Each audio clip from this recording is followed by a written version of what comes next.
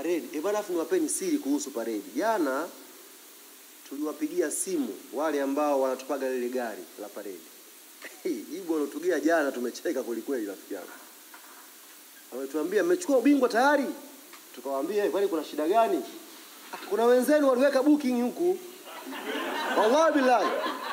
Wallahi wabillahi si watani. Wallahi wabillahi watallahi. Jana usiku tukawauliza. Wallahi tena. Wewe ulikuwepo jana? Jana usiku wametujibu hivyo. Kwani Yanga ndio mmechukua ubingwa? Maana tulikuwa tujawatafuta. Sisi tunasubiri mbungi malizike tuanze logistic.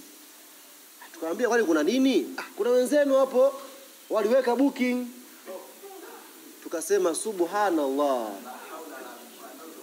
Kumbe ule ukimya ulikuwa na kutafuta gari. Tunajua watu hapo kimya wanaandaa timu kumbe watafuta gari la paredi. Kwa hiyo bwana, kuhusu paredi tunakwenda Zanzibar. Tunakwenda Zanzibar kucheza mechi ya finali ya kombe la shirikisho la CRDB. Itakuwa ni siku ya Jumapili tarehe 29. La kwanza tunakwenda kupambana tuchukue na hilo kombe. Inshallah. Ili tuwe na makombe 5 jumla. Ngao, Muungano, Toyota, la 4 ili hapa na la 5 na hiyo. Lakini mechi hiyo haiharibu chochote mpango wetu ya paredi ya Jumatatu. Jumatatu pada majira Mwenyezi Mungu na hii wana Yanga na waomba jamani. Jumatatu tutakuwa na paredi la kihistoria.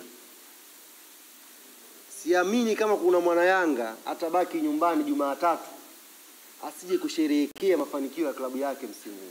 Kwa tulioyapitia. Yaani kwa tulioyapitia wana Yanga alafu kwenye paredi lipite wewe haupo. Siamini. Hiyo niliacha makusudi kwa sababu tumetaka kwa tukafanya jambo letu la ngapi? La Jumapili. Tukiweza kuyaunga yote namshukuru Mwenyezi Mungu. Tukilikosa bado Jumatatu tutauchafua huu mji. Na hiyo safari ya paredi bora niiseme kabisa. Paredi la miaka iliyopita tulikuwa na kituo kimoja tu cha kusimama. Kabla ya kufika makao makuu. Tulikuwa tunasimama Msimbazi hapa. Lakini msimu huu tuna vituo hivi vitatu vya kusimama kabla ya kufika hapa. Cha kwanza kipo Ilala Boma pale. Tutasimama pale. Kuna kituo pale. Cha pili kipo Karume. Kuna kituo tutasimama pale. Cha tatu Msimbazi. Alafu tunafika Jangwani. Kwa hiyo vituo vitatu hivi, mbona mnacheka? Mshavielewa?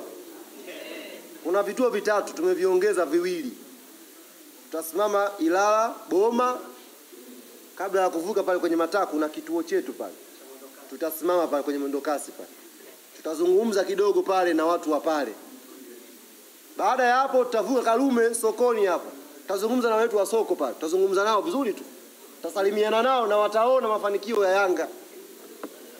Tukivuka pale Karume sokoni na wanetu wa soko kuzungumza nao.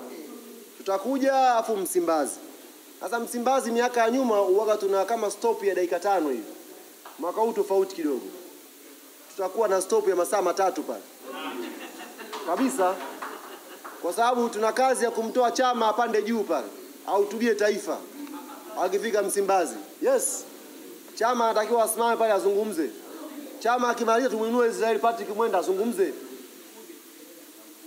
Akitoka hapo Mkude naye juu azungumze.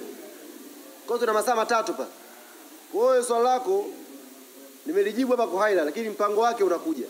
Lakini kwa intro tu kwamba msimu huu tutafanya paredi la kihistoria lenye vituo hivyo Ilala Boma, Karume sokoni na Msimbazi afu tutakuja makao makuu. Swali la mwisho Jadi.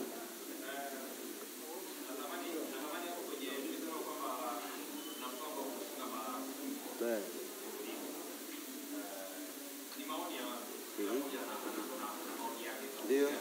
Baba taratibu kidogo tusikie hili swali hapa.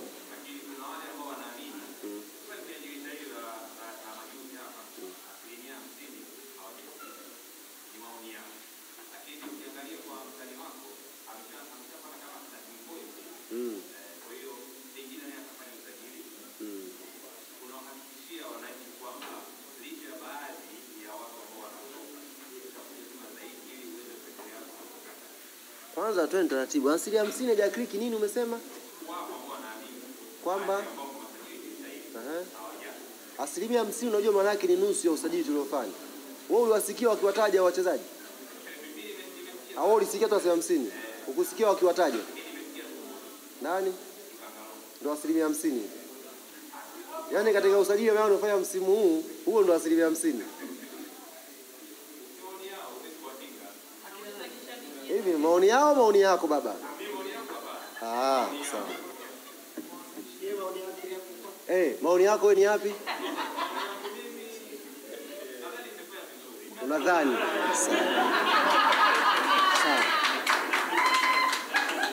Sawa. Kujibu swali lako la msingi ndugu yangu. Kujibu swali lako la msingi. Sisi taratibu jamani, taratibu kidogo tumalizia.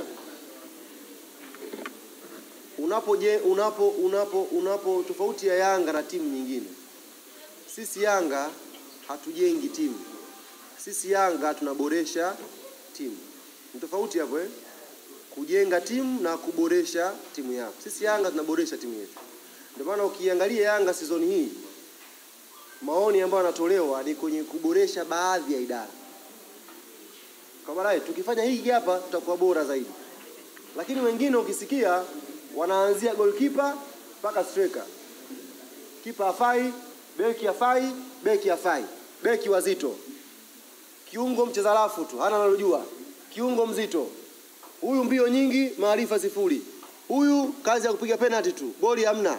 Huyu naye mbio, anataka mechi ndogo, mechi kubwa haonekani. Huyu striker wetu naye mzito, hawezi kupiga mashuti. Timu nzima imeonekana mbovu. Kiadili Yanga wazungumza improvement ya squad. Kama unaangalia goal squad. Kama unaangalia goalkeeping department tuko vizuri. Unaangalia hapa kuna sehemu fulani tuboreshe kidogo, huko unaboresha timu, haujengi timu. Kujenga timu ni kama hivi ambavyo ikiwa Viola akuelezee timu yake, ataikosoa kuanzia golini mpaka kwa striker. Nimetoa mfano hapo. Atakwambia kipa anatuchomesha. Beki huyu naye kashazeeka. Huyu naye kazeeka vile vile. Wazito hao. Mwezi Mzize. Maana yake watu watano wote wabovu. Huyu kiungo naye lafu nyingi. Goli hamna. Huyu naye kiungo kashaenda na umri ushaenda. Huyu winge naye anakimbia sana. Huyu naye kazi ya piga penalty tu. Huyu naye anataka mechi ndogo. Winga alishafika huko. Mechi kubwa haonekani. Huyu striker wetu naye mzito. Akamlinda Harmonize huko. Unaelewa? Kwa maana yake timu yao kwenye zile asilimia ndio nasema hawa sasa ni asilimia 100. Hakuna walicho